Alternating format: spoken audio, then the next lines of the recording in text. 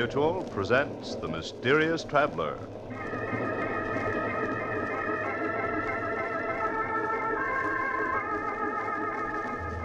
This is The Mysterious Traveler, inviting you to join me on another journey into the realm of the strange and the terrifying. I hope you will enjoy the trip, that it will thrill you a little and chill you a little. So settle back, get a good grip on your nerves, and be comfortable, if you can. For in a few moments, you're going to meet a ghost, the strangest phantom that you ever heard of. But first, I want you to be my guest on a little train ride. We're running at 60 miles an hour on open track in the dead of night. Now we thunder through a sleeping village. Then beyond it, we plunge into the waiting mouth of a tunnel. We race through the tunnel and into the open again. Over a trestle and on into the night. A little world of our own, rushing forward resistlessly, a symbol of power and speed and life. Yes, trains do have a life of their own, as you'll see in the unusual ghost story that I call The Locomotive Ghost.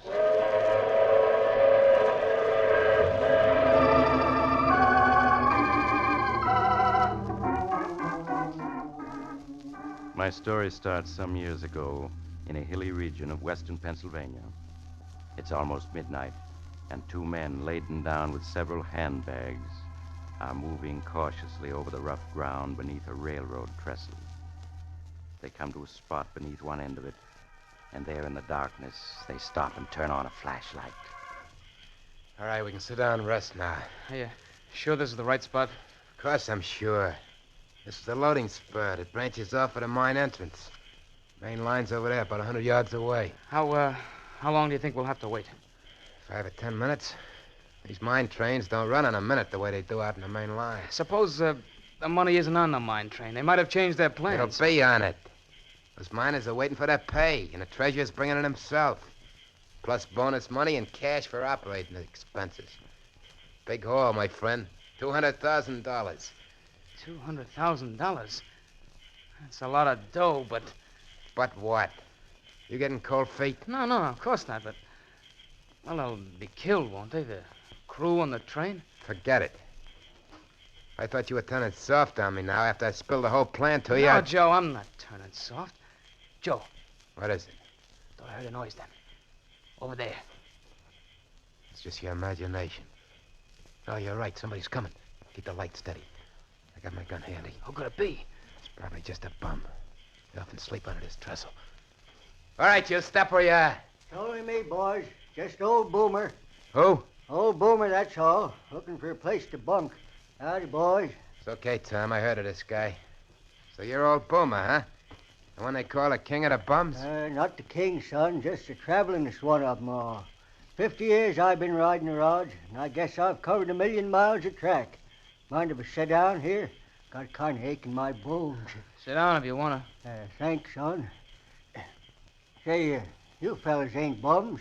You're dressed too good. Never mind about us. Curiosity ain't healthy. Old Boomer never fights with anybody. Live and let live's his motto. Listen, here comes number 25. It's a mighty fine train, 25. Got a 16-wheel Mikado engine, can pull 20 cars at 80 on a level track. She's 50 seconds late tonight. Do you know every train on the tracks?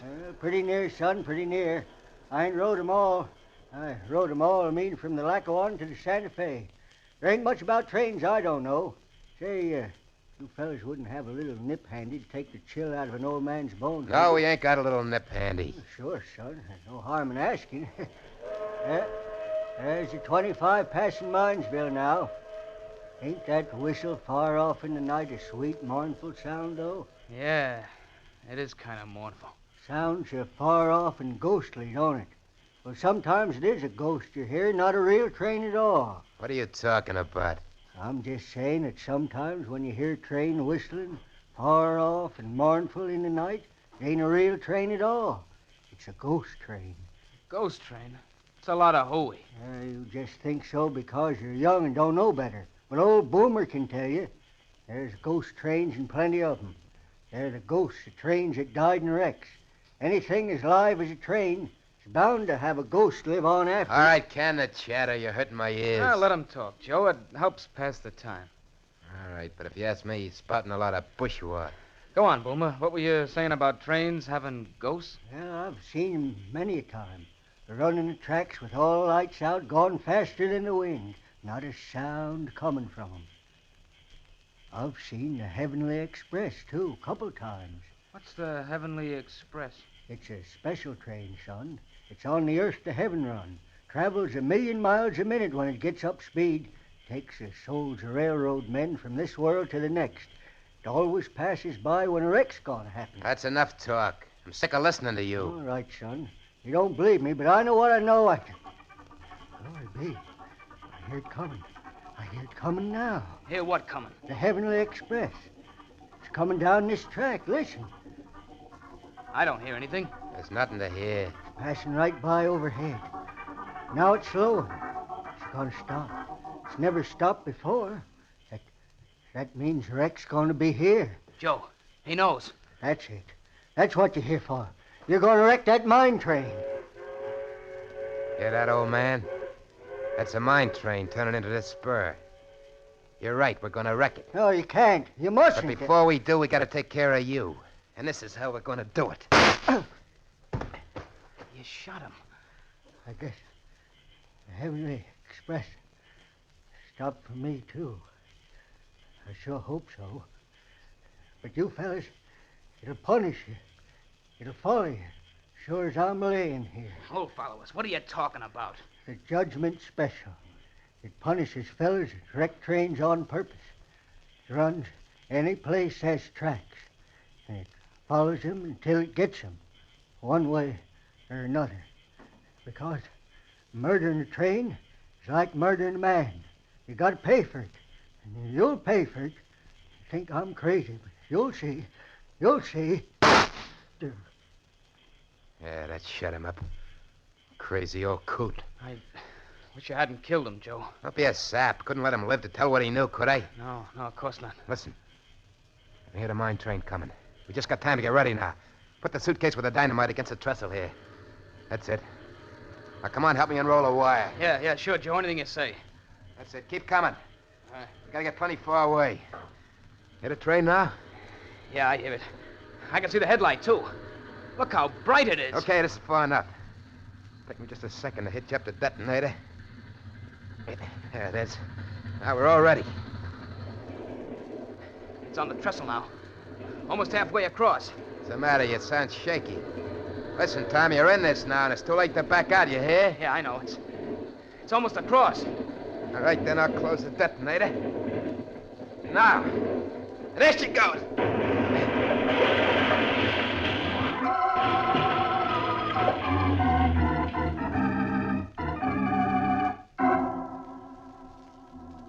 3 hours later, the two men, Joe Malone and Tom Henderson, were driving eastward through the night, far from the scene of the train wreck. Between them on the seat was a large handbag, and Joe Malone at the wheel patted it lovingly. $200,000. Ha! You realize that, Tom? We got $200,000 riding here between us. Yeah, I know. What's the matter? You don't sound very happy about it. Sure I am. It's just... Just what?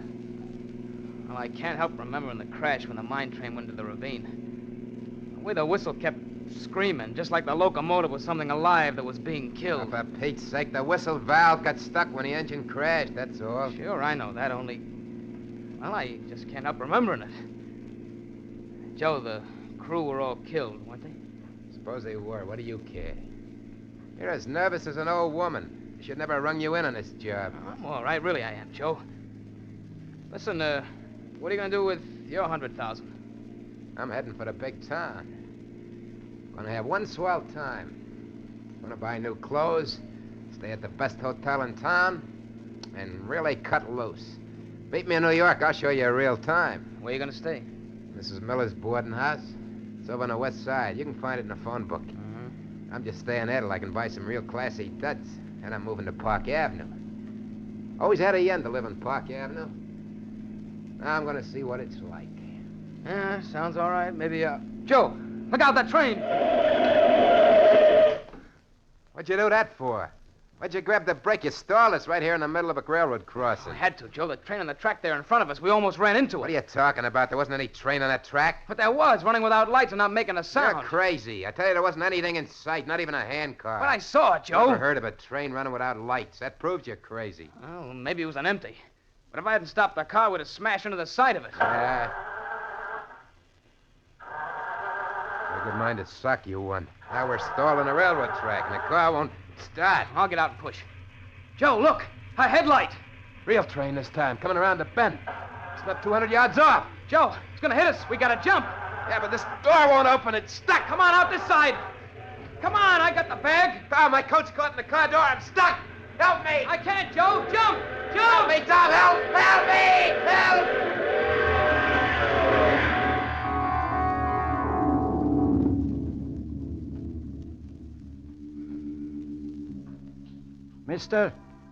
Mister, you all right? Yeah. Yeah, I'm all right. But my friend, he must have been killed. Yes, he sure was. So when do you get away? Look at your car. There's pieces of it spread a quarter mile up the track. Whatever made you stop right there on the crossing? Car stalled. Who are you? I'm the crossing watchman. Watchman? Why weren't you on duty? Why didn't you signal there was a train coming? Because I didn't know it, mister. That was the wrecking train taking doctors down to Mineville. It was unscheduled. Oh, I see. What about the other train, the one that went past going east just before the wrecking train hit us? Other train? Yeah. Well, no other train due through here till 6 a.m. this morning. I saw it, I tell you, traveling without lights. No train ever travels without lights. It's against the law. Say, are you drunk?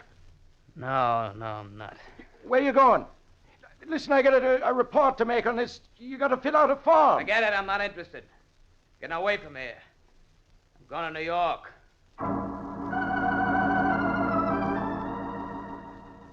Late the next afternoon, Tom Henderson reached New York.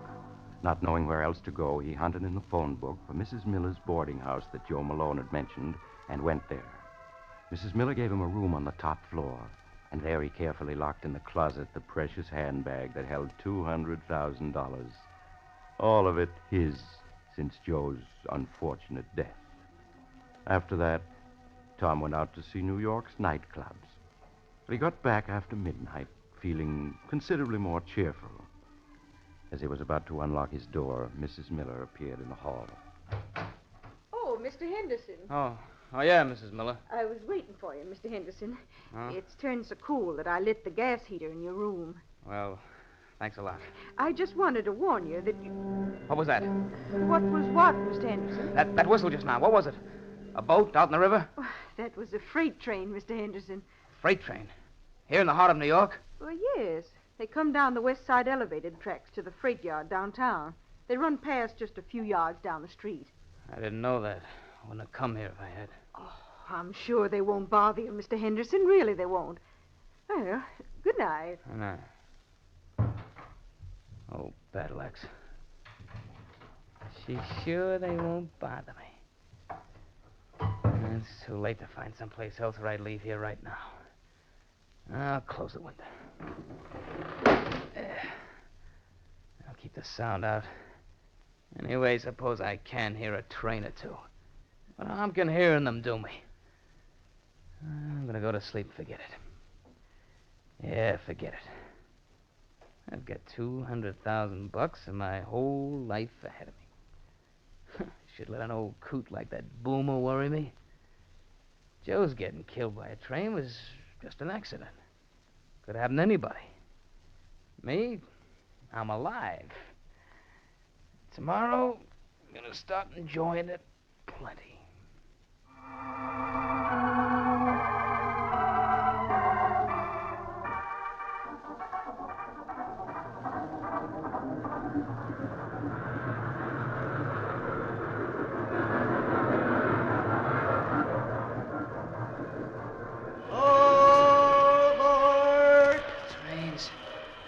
still hear trains. All aboard, son. We're leaving in 1/1,000,000th of a second, and we gotta be on time. Boomer, it's you. That's right, son. You gotta wake up and get aboard. We're pulling out. Well, I'm at a railroad station someplace, but everything's so misty I can't see much. No time for talking, son. Gotta get aboard. Yeah, but I'm the only passenger, except for you and me, there isn't another soul in sight. And you're wearing a conductor's uniform. They promoted me. Now, come on, get aboard. Yeah, but I don't want to. I don't like trains. I don't want to go anyplace. Can't help it. This is a special trip just for you. And you got to be aboard. Come on now, up those steps. That's it. Now we're off, right on time to the 1,000,000th of a second.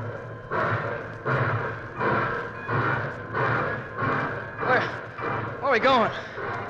What train is this? Why, it's completely empty except for me and you. That's right, son. It's a 1,000-car train pulled by 30 engines. And you and me are the only ones aboard. But where are we going? What train is this, anyway? It's the Judgment Special, son. And we're bound from this world to the next. No!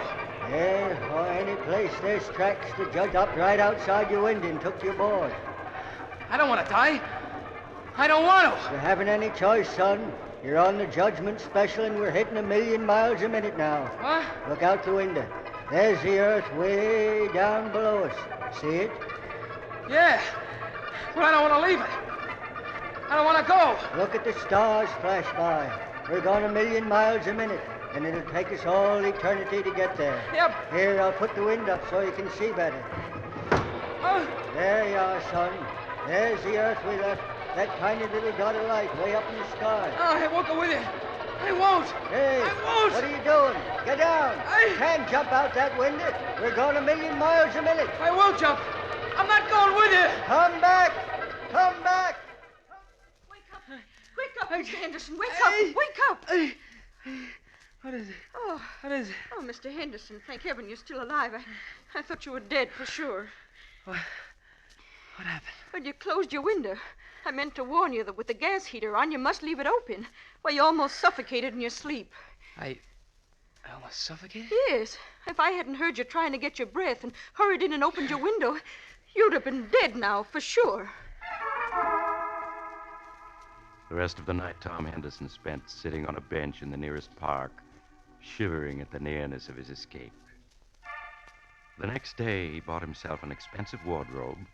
Then he checked into the biggest hotel on Park Avenue. There, just before he retired, he took a sleeping tablet. Yeah, that fixed it. No dreams for me tonight. Some layout. So this is what you can enjoy when you have money. And I'm going to enjoy it. I've been letting my nerves get the better of me. Not anymore. Feel better already. So out goes the light. Go to sleep like a millionaire. Yes, just like a millionaire. And so Tom fell asleep. But unfortunately, he did dream. And he knew he was dreaming, but he couldn't wake up. It was a very curious dream indeed. He dreamed that he got up and dressed, rode down in the elevator, that he walked out into Park Avenue, and there, down the street, he found a tiny door which he entered. It led down a flight of steep iron stairs to a dark tunnel far beneath the ground. There in the tunnel, a man was waiting for him. The man turned, and he saw it was his former pal, Joe Malone. Hello, Tom. Joe, it's you. Yeah. I've been waiting for you, Tom. But you're dead. I saw you killed. Maybe I'm dead. Maybe I'm not. You're dead. I know it. It's just a dream. I gotta wake up. Can't wake up. Don't you understand? You're never gonna wake up. I will. Oh, Tom. Now come along with me. I'm here to guide you. Where? Where are you taking me? Down this tunnel. See how it stretches out? On and on. Now it keeps going down and down. No. What do you think it goes to? I don't know. I I don't want to know. Come on now, Tom. I can't wait all night. No, I won't go. I'm going to wake You up. can't, Tom. The night I was killed, you saw the judgment special. Now you can never get away from it. It's not true. It's the dream. I'm safe in my own bed in the hotel. And you refuse to come with me? Yes, I do. I refuse. Listen, Tom. Listen to what? I don't hear anything. Listen. It's closer now. You hear that? That's the judgment special, Tom. Coming through this tunnel. Train. It's a train coming. And where are you going to go? You're in a tunnel, Tom, and no way out. It's just a dream. It can't hurt me. It's coming closer, Tom. It's coming closer. No, it's only a dream. I gotta wake up. Wake up. Wake up. Wake up. Wake up. Wake up, mister. Oh. Thank heavens I'm awake. I'd say not any too soon either. But, who are you? So dark and carrying a lantern. Oh, my, mister, I'm a track walker. Track walker? What do you mean? I mean that I inspect the track here under Park Avenue. What? How did I get here? Why, mister, a minute ago I found you walking in your sleep, your eyes tight closed down this tunnel right under Park Avenue. Park Avenue? If I hadn't met you, you never would open your eyes again, because number 10 is due along here in 3 minutes. Then it wasn't a dream. I really am in a railroad tunnel. Yes, I am. I'll say you are. How you got here, I don't know, unless you came down one of the inspection doors from the street. But, brother, if this walking in your sleep is something you do often, take my advice and see a doctor. But Tom didn't go to a doctor, for he knew what a doctor would say. That it was his nerves, his guilty conscience. Now Tom felt he had to get away, far away to a place where there were no trains to haunt him. At dawn, he bought a ticket on the first plane leaving for Canada. That afternoon, he found himself in a tiny town deep in the heart of Canada. There, he hired a French-Canadian guide to take him by canoe far into the woods, away from any trace of civilization. Late that night, they arrived at the cabin where the guide lived with his wife. Tom unpacked his suitcase and joined the guide and his wife on the porch. For the first time since the wrecking of the mine train, Tom felt at peace. Oh, this is something like it. It is peaceful, is it not, monsieur? Yeah. Ah, monsieur's nerves are better already. Yes, this is what I need. How far is it to the nearest railroad? It is 80 miles, monsieur. 80 miles. Old Boomer said it traveled anywhere there were tracks. 80 miles ought to be enough. Pardon? I do not understand. Oh, never mind. I've got to get some sleep now. Of course. Good night, monsieur. Good night, monsieur. What was that? What was what, monsieur? That whistle then. It sounded like a train whistle. Impossible. It must have been an owl. Yeah, sure. Sorry I bothered you. Good night. Tom entered his room and went to bed, but he could not sleep. He tossed and turned, and at last got up and dressed. Oh, the moon is bright. I'll take a little walk. Gotta calm myself down. There's nothing to worry about now, not a thing. Out here in the wilds, I'm safe. Perfectly safe. Tom left the cabin and entered the woods. They pressed thick around him, but an open passageway through the trees attracted Tom. He started down it, the moonlight illuminating his way. He paused and made a startling discovery. Why, I'm walking on old railroad ties. And there are tracks here, all rusted and loose. But the guide said there wasn't a railroad closer than 80 miles. He lied to me. He tricked me. A train. There's a train coming. It's coming toward me. There's a headlight. I gotta run. Run. Run!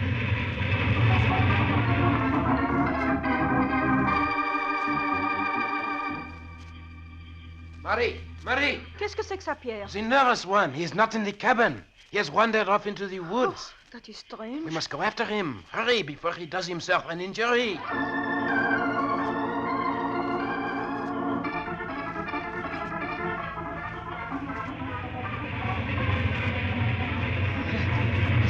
It's still behind me.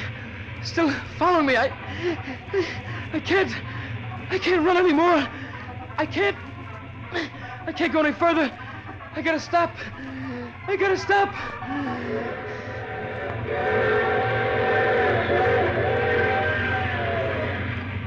Judgment special, son.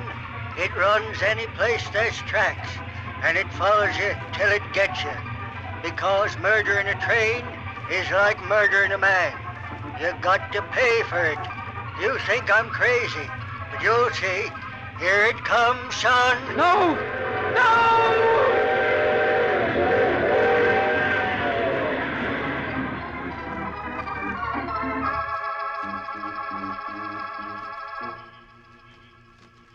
He cannot be far now, Murray. See his footprints. He was running for half a mile. He would do himself harm running so hard in his darkness. Look, Pierre. Voila.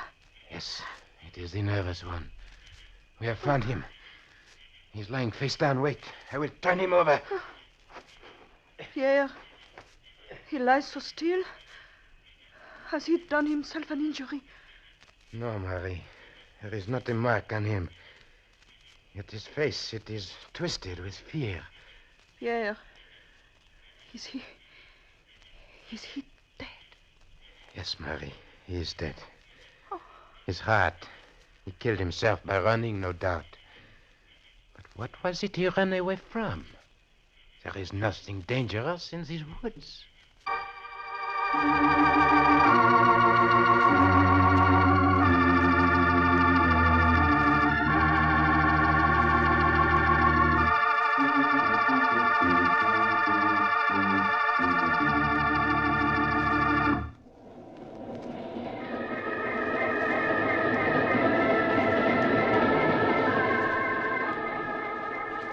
This is the mysterious traveler again. Poor Tom. The tracks he found himself on led to an abandoned logging camp.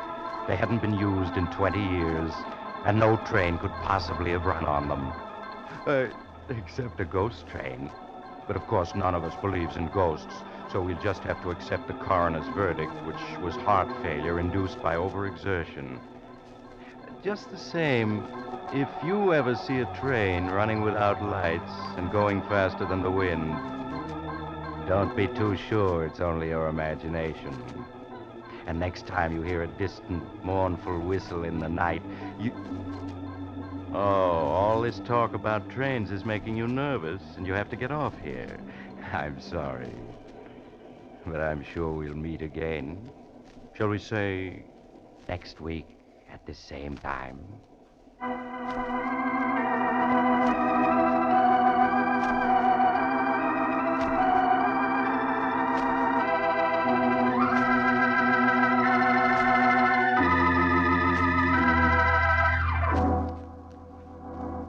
You have just heard The Mysterious Traveler, a series of dramas of the strange and terrifying. In today's cast were Maurice Tarplin, James McCallion, Joe Julian, Bryna Rayburn, and Cameron Andrews. Original music was played by Charles Paul. The Mysterious Traveler is written, produced, and directed by Bob Arthur and David Cogan.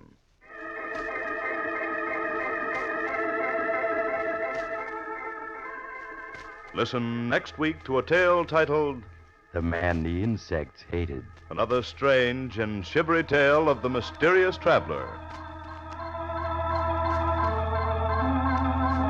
The Mysterious Traveler has come to you from our New York studios. Carl Caruso speaking. This is the Mutual Broadcasting System.